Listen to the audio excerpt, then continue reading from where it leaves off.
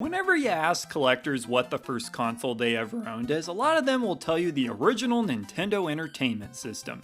In the US, this system often gets credited with saving the video game market, coming shortly after the infamous video game crash of 1983. More than that, the Nintendo marked the beginning of a lifelong hobby for many, having played this console as a kid and then deciding video games for life was the way to go. As a result, the NES is often considered a pivotal part of the foundation of gaming and is one of the first consoles to get recommended when getting into retro game collecting. Now, that doesn't mean you have to collect for this system in order to be a retro gamer, but it is a popular choice and probably worth considering at the very least. When it comes to collecting for this console, there's a lot of different options to consider, as well as some common concerns I see people bring up who are looking to get into it. And this applies to both the hardware itself as well as the games. Okay, jumping right into things, you first need to pick which console you want. At this point in time, there are actually so many different popular choices that most NES collectors have multiple ways to play their games. The most obvious suggestion is to just get the original console put out by Nintendo back in the day. Very iconic to say the least. Hook this bad boy up to an older CRT TV and you're good to go. There's some different options for hooking this particular console up to an HD TV, but a lot of other more popular options have emerged that I'll cover later in the video. However, when it comes to this original model, I want to address one of the very first concerns people have. They say, wait a second, I remember these from back in the day and they were nothing but problems. Yeah, that's right, I constantly had to blow on my games just to get them to work. Well, I already covered in another video how blowing on cartridges is one of the biggest misconceptions out there. I'll put the link to that video in a pinned comment. But the basic idea is that as much as we loved blowing on our cartridges back in the day and have fun nostalgic memories from doing so, you should actually be cleaning your games a different way.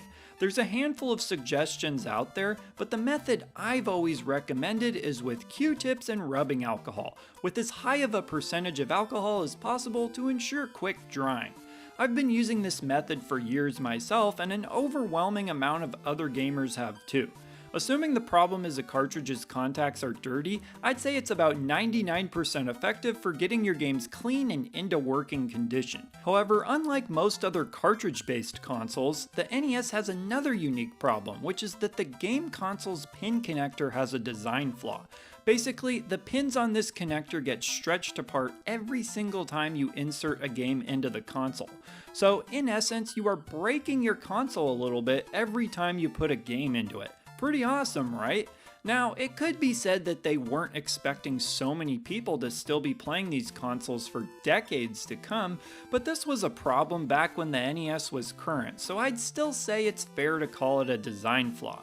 That being said, luckily this problem can be fixed pretty easily. All you gotta do is tighten the pins on your pin connector, or heck, you can even just replace the entire pin connector if you want to. As far as fixing the pins on the pin connector yourself goes, I would just take a safety pin and spend about 30 seconds tightening all the pins. I did this years ago for probably 100 different people's NES consoles, and the overwhelming majority of the time it would fix their NES. Oh, and if you're wondering how to access it, luckily the NES uses basic, non-proprietary screws that anybody with a screwdriver can remove in order to gain access to the inside of the console. But what if you don't want to deal with that? Well, there is always the Model 2, which people like to call the NES 2 or the top loader. This doesn't have the same problem with the faulty pin connector, but it does have one key trade-off, and that would be that it lacks composite video out like the original model has, instead leaving you with only RF out, which the original model also has, but is definitely worse quality. However, if modding your console is an option you'd consider, then you can always upgrade the video output, and you can even go all the way up to S-Video or even RGB, generally considered a gold standard for these older consoles, and of course the original console can be modded to output different video signals as well. If you're curious, the gameplay footage you're seeing in this video is just of basic composite video. Okay, and then of course if you want to hook up your console to a more modern HD TV, there are some newer consoles that have been made with the Analog NT from Analog Interactive being a popular choice due to their reputation for quality work in getting the video signal converted properly and using what's called FPGA hardware, which people like for its ability to closely replicate the original hardware. I should also mention the AVS, which is generally considered its main competitor.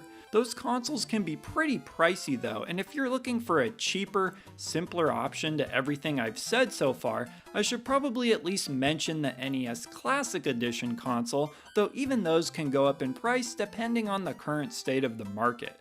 With these, you do just get a limited set of games that are emulated, but the games are included and you can always hack these to add more games. When it comes to controllers, some modern solutions have come out from 8BitDo that people like, but if you're looking for original controllers, most people will use the standard NES controller that is downright iconic at this point, and if you want something that some find to be a little more comfortable, Nintendo released what many like to call the dog bone controller that bears a resemblance to the Super Nintendo controller. While not as iconic as the standard NES controller, it's pretty hard to argue that this isn't a more ergonomic controller. There's also the NES Advantage if you want more of an arcade stick, and of course the infamous Power Glove, which serves more to be laughed at than to actually be used. This is where I'd normally insert that clip from the Wizard where he says it's so bad, but that's just too expected. Okay, we've covered. I love the Power Glove. It's so bad. Okay, we've covered a lot of hardware, but I know that for a lot of you, the meat and potatoes of collecting for NES has to do with collecting the games. In fact, I don't think any console is more famous for having collectors that try to collect the entire library. Well, the entire US library at least. And it's certainly not because it's easy to collect the entire set, that's for sure.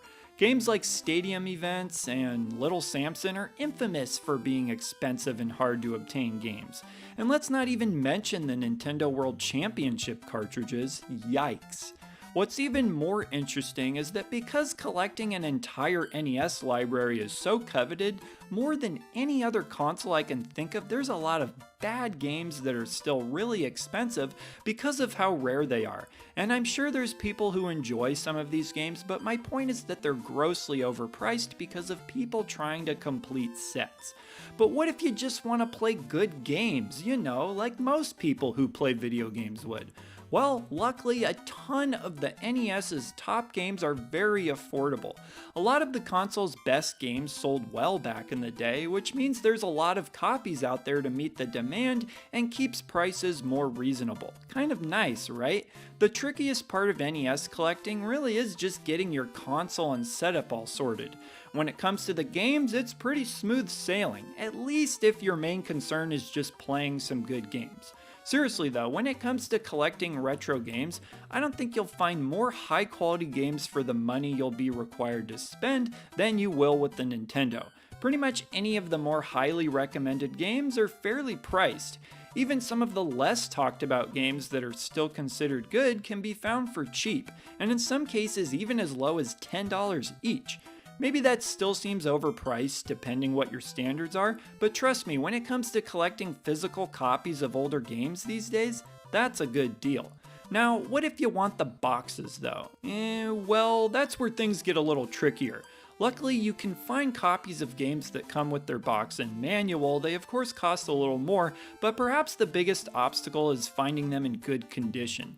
Nintendo had a habit of putting their older cartridge games inside thin cardboard boxes, which are very prone to signs of aging and wear, especially after all these years. Some people will put them inside of protective plastic cases, and it's certainly not a bad idea to put your own games inside of those if you receive a copy that doesn't already have one. I should also point out that Nintendo games came with sleeves that can be handy for keeping dust off the contacts. As longtime viewer of the channel Good Vibe Collecting pointed out to me, games by Nintendo would have the word Nintendo printed on them, with some late releases, around 1993 roughly, having a more shiny red Nintendo logo on them. And then games from third parties would just be blank black sleeves. So if you want to match your sleeves to what they originally came with, then you can go by that. Okay, but so what if you want to collect some of those really expensive games? Well, there's really no tricks when it comes to that other than having deep pockets or being somebody who collected those years ago. Most of the expensive games are so high profile by this point that it's hard to find somebody who doesn't know what they have and will sell it to you for cheap. Every now and then you do see a story about somebody finding, say, a Nintendo World Championship cartridge that was buried away somewhere, so I suppose there always is hope, and it's kind of fun to think that maybe you could get extremely lucky if you keep looking. Alright, and so that about does it for my thoughts when it comes to collecting this system, but I would of course be curious to hear additional tips any of you watching would like to share, or perhaps just a comment on anything I've covered in this video. Also, if you even just want to recommend some of your favorite NES games, I'd love to see those as well. It always especially grabs my attention when I see people repeating recommendations for the same game. Alright, so be sure to leave your comments down below, and I will see ya in the next video.